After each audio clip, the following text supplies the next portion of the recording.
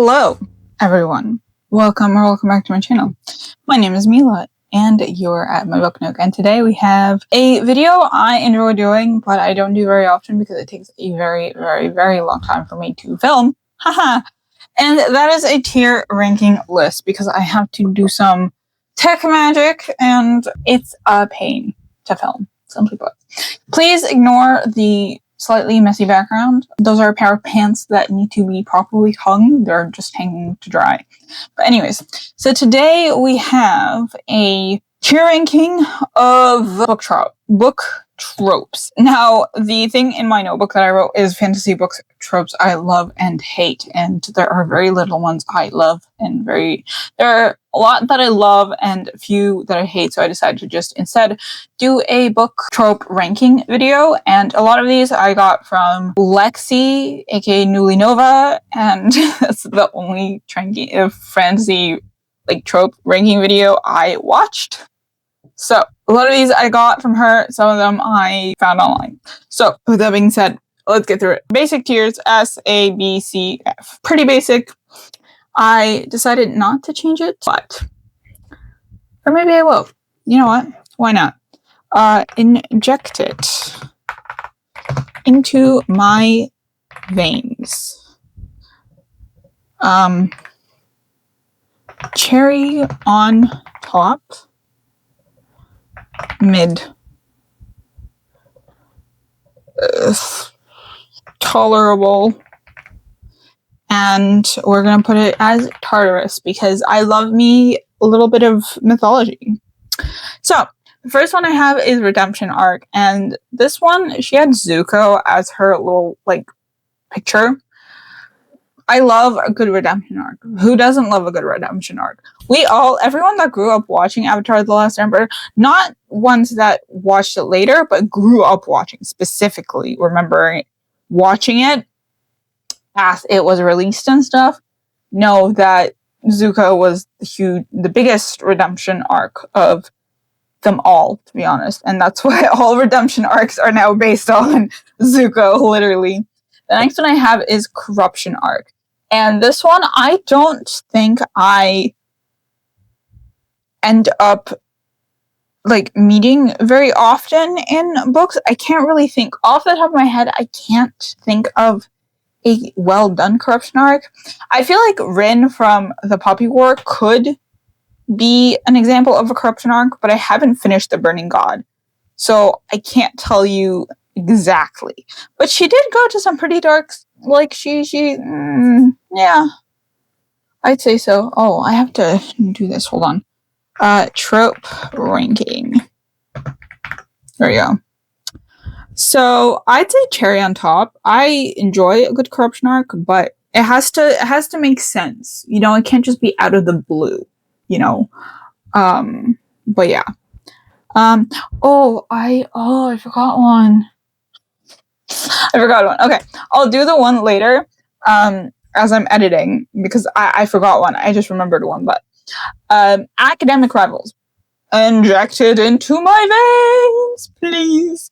I love a good academic rivals to lovers when they're at each other's throat in class and then not so outside of class, you know? Sorry, I have anyways, boarding school. I love a good boarding school. Yeah. Childhood friends to lovers. I'll say cherry on top because I enjoy childhood friends to lovers. But also it's very sort of situation dependent. Is it childhood friends in the sense that it's you were friends, but also there's a little bit of head bumping, you know what I mean? It's just it depends on the situation. A lot of these are situational, but it depends. Enemies to lovers, when they're actually enemies to lovers, I love it. Training montage. This is what I got from Lexi, which I would not have thought of. I love a training montage. They're so cool. So insanely cool. Yeah, I love a training montage. Dead character saves the day. I can't remember. I don't remember if I can think of a book with that. But it's really, really good. It's a really good time, you know? Chosen one. See, again, it's situational, but I need something in anything other than the top 2 tiers, so we're gonna put it in mid. It's situational, but it's like, is it chosen one in a good sense? Is it chosen one in a bad sense? Is it the main character deciding that they're going to be chosen one? Percy Jackson. To be honest, I think that Percy was always supposed to be the child of 3 that was going to be the child of the prophecy, but if he thinks that he chose it, then he's chose it. I'm not going to say anything about it. Fake dating. I love fake dating, but also only in like, I feel like it only works in like very, again, situational fantasy books. Like if it's a princess who has to fake date in order to get people off her back about marriage, you know, that kind of thing. So we'll do mid, but it's not mid in a bad way. You know, it's not mid in a bad way. Amnesia. See, the thing is, Amnesia is just so tricky because it's like, how do you react when your loved one, when your friend, when your loved one, when your soulmate, when your sibling, when your parents or whatever just lose all their memories, you know? It's just so heartbreaking that I can't really you know, like a lot of these are very much fantasy tropes, right? But Amnesia is very much one rooted in reality that it feels almost insensitive to really rank it. Does that make sense? I don't know if that makes sense. Friends to lovers. That's what I meant to write. I don't know why. Whoops. I enjoy friends to lovers. I'm gonna put it in the mid category. I enjoy friends to lovers, but it's like, I feel like it's very rare that friends don't become or don't at least try the whole kind of lovers thing, at least between like a guy and a girl, right? I feel like it's rare that they just stay friends, just purely stay friends. You know what I mean? If they're like the same age and both like attractive people, I feel like it's very, very slim. There's a very slim chance that they'll just stay friends. Pregnancy as the end of the story. Jail. Jail. The only way it works is if the pregnancy doesn't fully work out and then the pregnancy happens after the only way it'll work out is if the pregnancy happens after the end of the story. So the end of the story done, and then there's like an epilogue. That's the only way it works, because if you're going to end it with the character being pregnant, no. Jail. Immediate jail. Get out of here. There's the door. Get out. In fact, go through the window. Get out. Forced proximity. Oh my god, when they're running away and they have to like hide in a broom closet.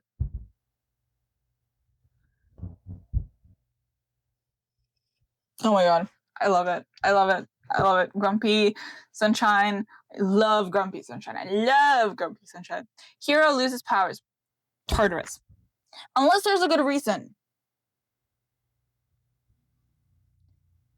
Otherwise, Tartarus.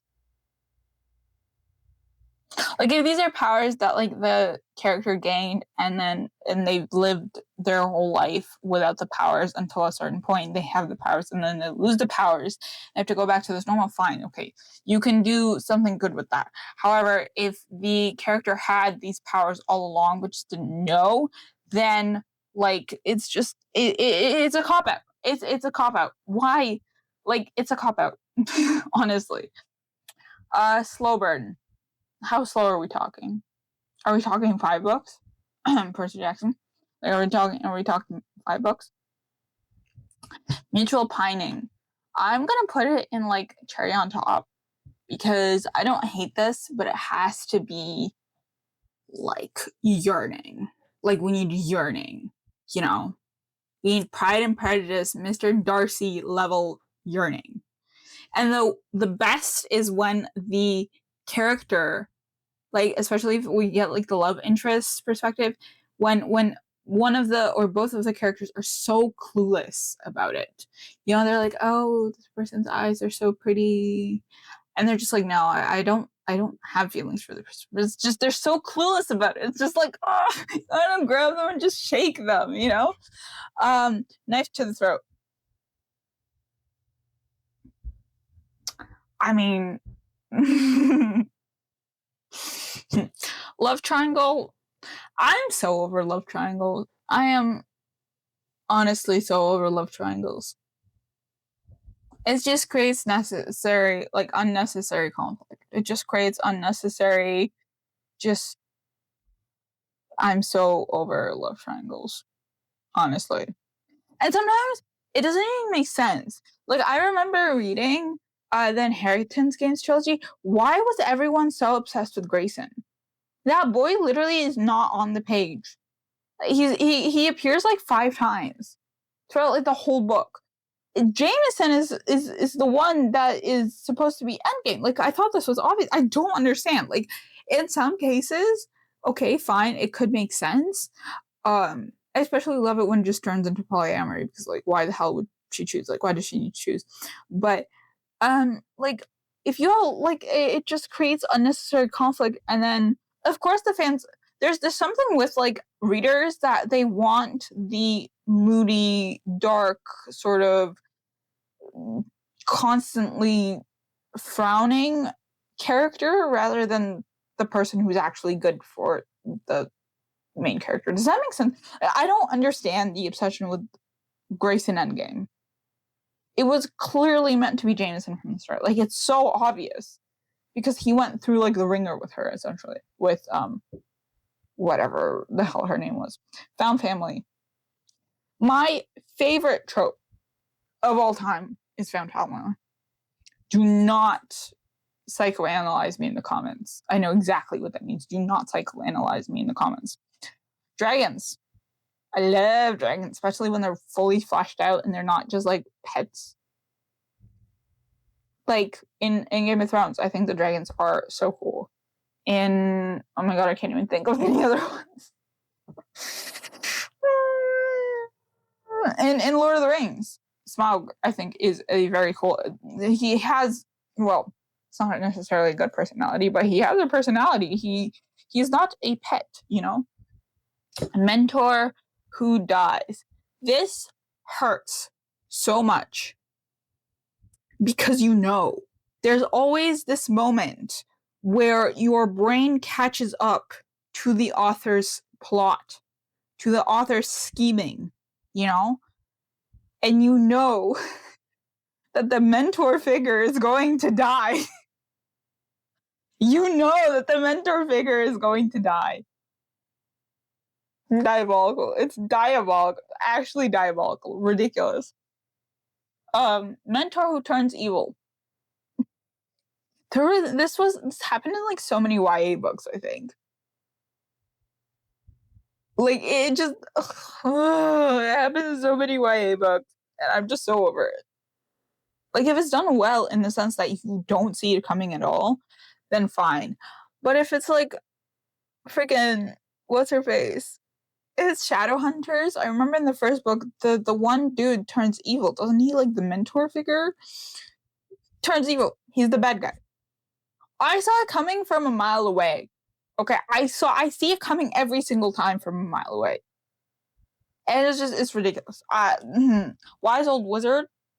I love a good Gandalf character. I love a good Gandalf colored character. You know? Sacrifice. Ooh, when everyone's happy and it's all done, and then one of the characters is like, yeah, go on. And they collapse. And they actually got shot. Ugh!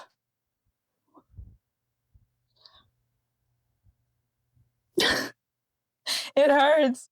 It hurts so much. Infiltrating the enemy. I love this trope so much. I cannot stress enough how much I love the infiltrating the enemy trope. One of my favorite books of all time. Well, 2 of my favorite books of all time. Ember in the Ashes and The Will of the Many both infiltrate the enemy, and it's so good. It's so good. Will of the Many especially. I haven't read Ember in the Ashes in a long time, so I can't, you know, it does have infiltrating the enemy, but Will of the Many, oh my god, it's so good. Y'all should read Will of the Many. Read Will of the Many. Heist. Literally because of Six of Crows. Six of Crows. I'm gonna switch the infiltrating the enemy to the top. We're gonna do training to the top, nature of the throat to the top, academic rivals to the top. There we go. It's roughly, yeah. Gathering the team. You know that montage in like Ocean's 11 or whatever, or like in spy movies, where it's like the hacker, the brains, the brawn, the getaway driver. That. I love that. That is it. So good. So good. Or the opening of Brooklyn Nine-Nine. You know, where it's like dun dun dun dun. Love that. I love that. It's great. Cherry on top. I love that. I really do. I really love that. And Ragtag found family. Or I already have a found family, but it's specifically like the Ragtag group, and you don't expect it to become found family. You know, it's like The Devils by Joe Abercrombie have that. The Blade Itself by Joe Abercrombie also has that. Will of the Many has that. Percy Jackson has that. I'm trying to think of what else. Freerin, I think, has that. Amulet has that. It's just so many great books have this trope of like ragtags, and it's great. So I'm just gonna put it under the first found family. So yeah, that is it for this video. I hope you enjoyed. Let me know your thoughts down below. Like, comment, subscribe. Follow me on all my socials. And yeah, I will see you in the next one. Happy reading!